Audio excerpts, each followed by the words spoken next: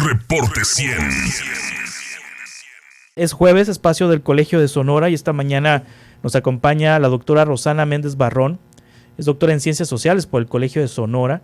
Es docente en la Universidad Estatal de Sonora, colaboradora en el CEGAP de Colson, pertenece a la línea Desarrollo Económico y Exclusión Social, y ha investigado el tema rezago productivo e inflación en México, implicaciones, y vaya que estamos en un contexto en donde en estos momentos, esta semana, la Federación pues ha anunciado a través del presidente que buscará una contención en los precios de 24 productos de la canasta básica o de 24 productos esenciales para frenar el aumento de precios y también para contener la inflación en nuestro país, que es cercana al 8%. Y para platicar justamente del escenario económico nacional de nuestro México, está con nosotros la doctora Méndez. Doctora, ¿cómo está? Buenos días.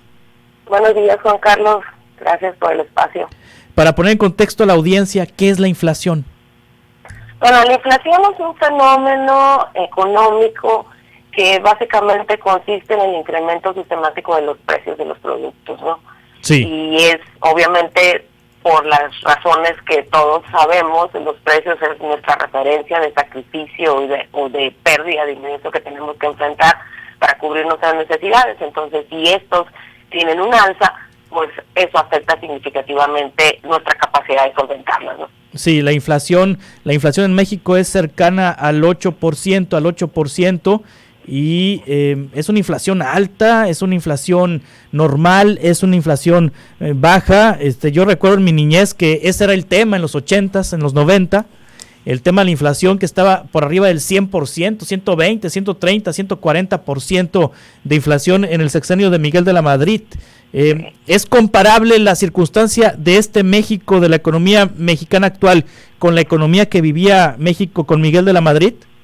No, obviamente estamos hablando de circunstancias diferentes. Nadie quita que el alza que estamos experimentando desde 2019 hasta la fecha no es significativa. De hecho, pues se acaba justamente el día de ayer, leía que estos incrementos eran los más altos que hemos enfrentado en los últimos 20 años, justamente la diferencia de lo que estás hablando. Pero sí hay que recordar un poco que en ese periodo, más o menos en los 80, el sexenio de Miguel de la Madrid, como tú dices, era una situación bastante atípica, ¿no? Estábamos enfrentando una crisis, yo creo que la más fuerte que hemos enfrentado, y una antesala a cambios en materia de política muy significativos, que esa situación fue la que llevó. Yo diría que no estamos en una circunstancia similar, sin quitarle el posible efecto negativo que puede resentirse. Sí, ¿hay un escenario negativo en la economía de nuestro país en este momento, doctora? Sí lo hay, por supuesto.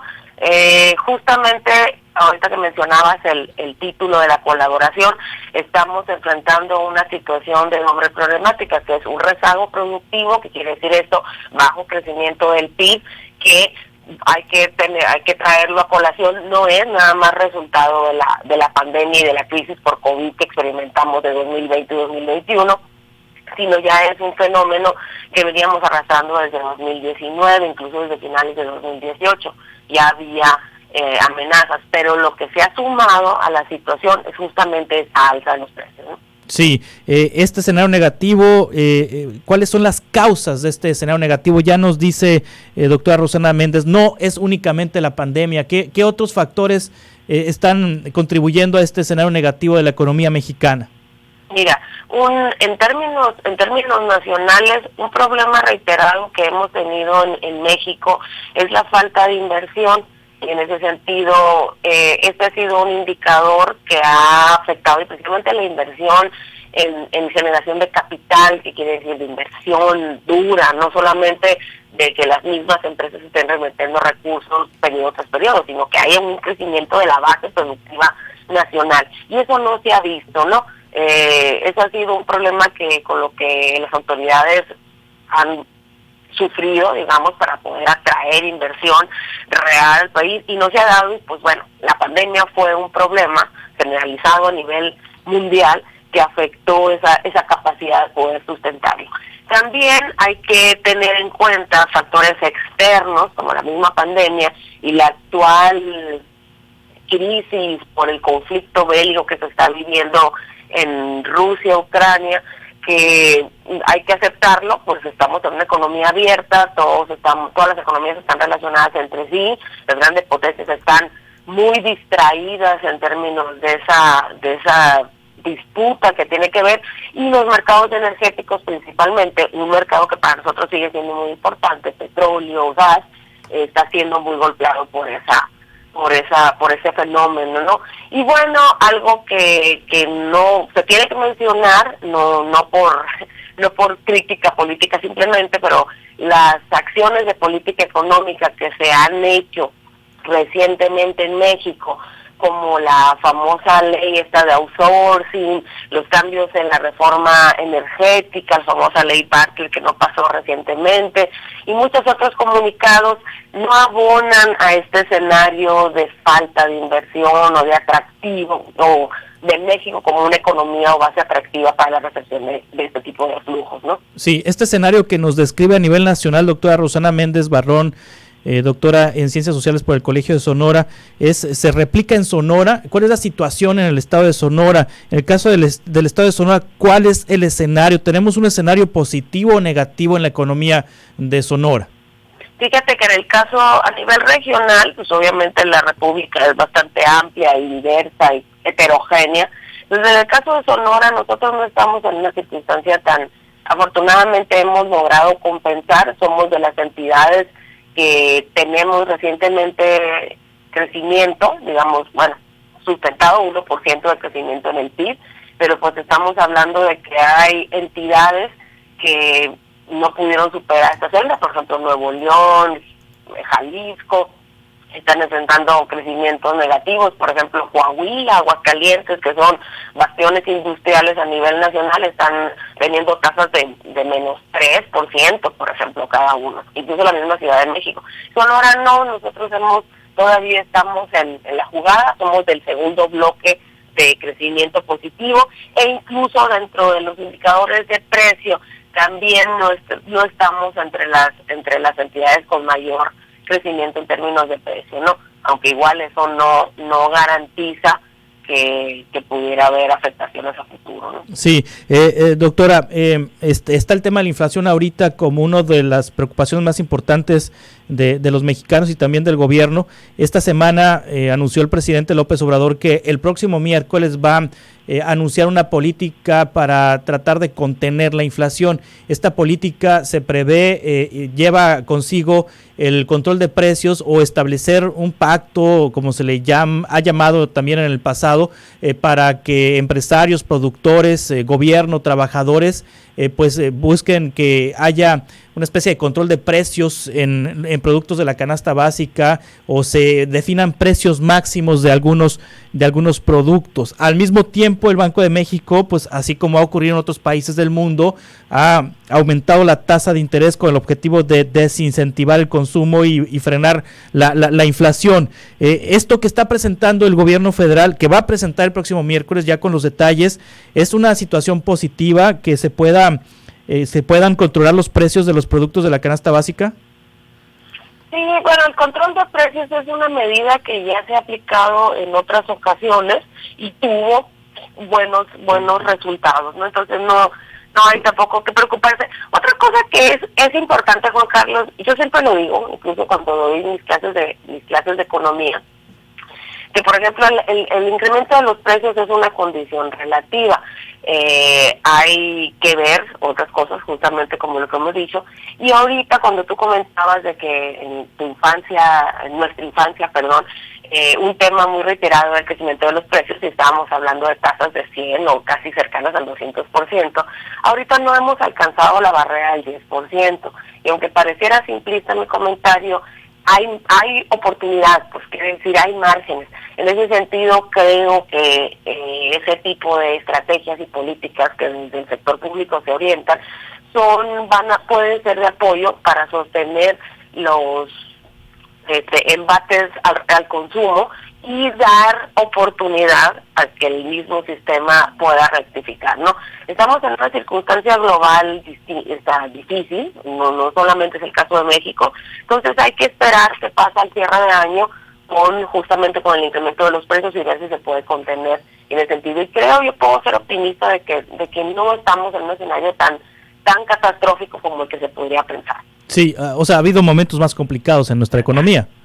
Sí, por supuesto. Digo, no es un consuelo. Sí. Obviamente hay que estar alerta y ver las posibilidades de corregirlo, pero creo que todavía podemos hacerlo. Algo muy importante que hay que matizar, y bueno, ni modo, no hemos terminado de regresar después del cierre de actividades por la pandemia, entonces hay buenas expectativas, aunque por ahí hay rumores de que todavía hay cosas pendientes. Bueno, la vacunación, ya las empresas están volviendo prácticamente al 100% algunas, otras ya están en más proceso, la cuestión escolar ya va a reiniciar de lleno el siguiente ciclo. Entonces esas son expectativas que pueden dar movilidad a lo que al estancamiento que estamos viendo, y que se pueda revertir un poco ese escenario desfavorable que se teme, ¿no? Estanflación, ¿qué es la estanflación? ¿Y estamos en esto, en estanflación ahorita?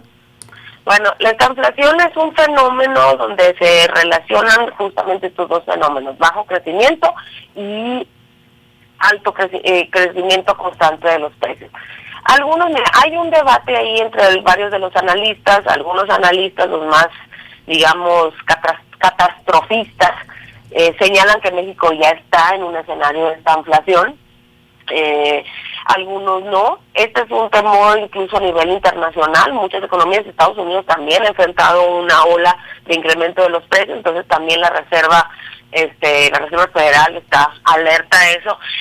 Como te decía ahorita, podríamos decir que estamos en una antesala, pero eso faltaría ver cómo cerramos 2022 y si el crecimiento de la producción no se mantiene. De hecho, el crecimiento del PIB en 2021 fue positivo. Obviamente no fue suficiente para compensar la caída que experimentamos en 2020, pero fue positivo. Entonces, bueno, cabe la oportunidad de que ese crecimiento se pueda mantener, al menos sostenerse por este año, y eso sea una especie como de control al proceso estanflacionario que pudiéramos dar, ¿no? Puede ser una oportunidad. Ahí creo que es una llamada de alerta para las autoridades nacionales, de que pues pongan más leña al fuego para incentivar la inversión, para tratar de crear un discurso más positivo, más atractivo para la inversión. La inversión en el pasado fue nuestra balsa de salvación en esos periodos de crisis que justamente tú comentabas hace rato. Bueno, entonces hay que buscarlo por ahí. Sí, hoy de hecho pues salen cifras de las importaciones y las exportaciones. No andamos tan mal en materia de exportaciones en nuestro país. Hay una cifra importante en materia de exportaciones. Si no hay inversión, como usted nos dice, suficiente, ¿es tabla de salvación la parte de las exportaciones? Sí, bueno, las exportaciones, la captación de divisas mediante las exportaciones siempre es un aliciente. Sin embargo, hay que recordar que nosotros también no somos, no logramos cubrir la base de insumos que utilizamos en nuestra economía, y buena parte de eso las importamos, ¿no? Entonces, el incremento de las exportaciones puede compensar esa diferencia, pero sí se necesita tener un remanente excedente, y ahí la inversión es significativa. Y ese es otro indicador que se ha discutido, que también se ha mantenido, pero no ha aumentado. Quienes dicen que tenemos el mismo nivel de inversión que teníamos hace 10 años, pues. Entonces ya es necesario que vayamos aumentando esa capacidad de recepción, ¿no? En materia económica, ¿estaríamos mejor con José Antonio Meade? No sabría decirlo, la verdad. Creo, y es algo que también tenemos que recalcarlo, algo que nos ha permitido que las circunstancias no sean tan catastrofistas como pudieran serlo, es que nuestra economía ya ha estado hasta cierto punto blindada en muchos aspectos. Por ejemplo, el que el Banco de México tenga una independencia, tenga una capacidad de control sobre las variables monetarias, eso permite que se puedan ver. Eso no sucedía en los 80, ¿eh? Claro. Entonces, eso era lo que provocaba que tuviéramos respuestas tan abruptas y tan deslocadas sobre las reacciones a nivel internacional. Y creo que esas cuestiones no hayan cambiado hasta la fecha es lo que ha permitido que no estemos enfrentando circunstancias tan desfavorables. En términos generales, ¿usted califica que el manejo de la economía por parte del presidente López Obrador ha sido cómo? ¿Bueno, malo, positivo, negativo?